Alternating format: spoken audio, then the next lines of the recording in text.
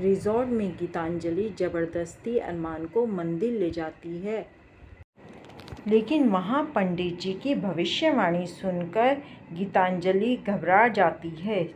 जी हाँ दोस्तों, आपका फेवरेट शो ये रिश्ता क्या कहलाता है कि अपकमिंग एपिसोड में आप देखेंगे कि गीतांजलि ज़बरदस्ती अरमान को मंदिर ले जाती है, जबकि अरमान मंदिर नहीं जाना चाहता, लेकिन फिर भी गीतांजलि की जिद की वजह से वह मंदिर चला जाता है और वहाँ पर पंडित जी दोनों के हाथों में कलावा बांधते हैं।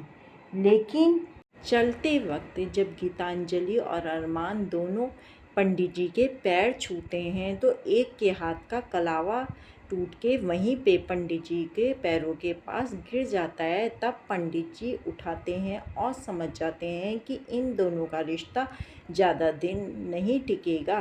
तब पंडित जी अरमान और गीतांजलि को अपने पास बुलाते हैं और उनसे कहते हैं, माता जी से कुछ भी मांग लो, सारी इच्छाओं को पूरा करती है। तो गीतांजलि कहती है, बस मुझे तो यही आशीर्वाद चाहिए कि मैं इनकी पत्नी के रूप में हमेशा बनी रहूं।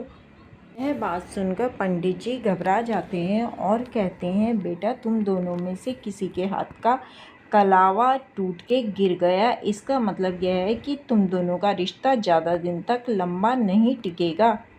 इस बात पर गीतांजलि घबरा जाती है और परेशान हो जाती है। उधर अरमान भी रिजॉर्ट में वापस आ जाता है। उसे अभीरा के कमरे के पास एक परछाई नजर आती है। तब वह परछाई को ध्यान से देखता है तो उसे समझ में आता है कि यह 15 साल पहले वाला युवराज है और अरमान को सब कुछ याद आ जाता है कि 15 साल पहले युवराज ने अभीरा को किस तरह से परेशान करा था और अक्षरा मैम की भी जान युवराज की वजह से ही गई थी। तब अरमान मनी मन सोच लेता है, लेकिन अब की बार मैं अभीरा का अच्छी तरह से ध्यान रखूंगा।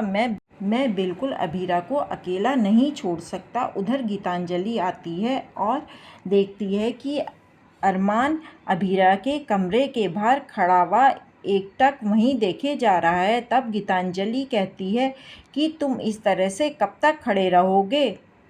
अरमान को गुस्सा आ जाता है और वह कहता है, तुम्हें जाना हो तो जाओ, लेकिन मैं यहीं पर रहूँगा अभीरा के कमरे के बाहर। उधर गीतांजलि चली जाती है अपने रूम में, लेकिन उसे बहुत गुस्सा आता है अरमान पर। उसी बीच गीतांजलि से मैनेजर टकरा जाता है, जिसे दादीसा ने रिजॉर्ट से धक्के मार के निकलवा दिया था। जिसे देखकर गीतांजलि एक प्लान बनाती है और मैनेजर से बात करती है। तब वह कहती है कि मैं चाहती हूँ कि ये रिजॉर्ट ही ना रहे। तब मैनेजर गीतांजलि से कहता है कि तुम भी शायद इन लोगों से बहुत नफरत करती हो। तो गीतांजलि कहती है, मुझे किसी से नफरत नहीं है, सिर्फ इस रिजॉर्ट से नफरत है। तब मैनेजर समझ जाता है कि मुझे रिजॉर्ट का क्या करना है। दूसरे दिन जब आरती हो रही होती है, मैनेजर भी वहाँ पे चुपके से खड़ा होता है और आरती में जब सब लोगों का ध्यान आरती करने में लगा होता है तो मैनेजर चुपके से पर्दा दिए पर रख देता है, जिस कारण रिजॉर्ट में आग लग जाती है। उधर कंप्लेन कर दी जाती है कि रिजॉर्ट में आग लग गई है, जिस कारण पुलिस वहां पर पहुंच जाती है। तब अरमान कहता है, ये कुछ नहीं है, किसी की इसमें साजिश नहीं है, ये अपने आप लग गई है। तब मायरा कहती है, रुको एक मिनट अंकल, मैं इसका सबूत देती हूँ आपको। यहाँ पर आग लगाई गई है और इन अंकल ने लगाई गई है, जिनके साथ गीतू भी शामिल थी। मैंने इन दोनों की आपस की बातों की वीडियो बना ली है। तब पुलिस वाले देखते हैं वीडियो में गीतांजलि और मैनेजर होते हैं।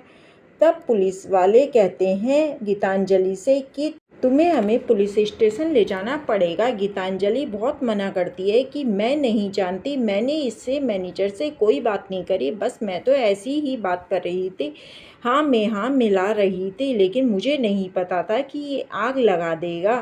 तब भी पुलिस वाले कहते हैं, लेकिन हमें तुम्हें पूछताछ के लिए तो ले जाना ही पड़ेगा। दोस्तों, आने वाला एपिसोड और इंटरेस्टिंग होने वाला है, तो चैनल पर हमें बने रहें और चैनल को सब्सक्राइब करें।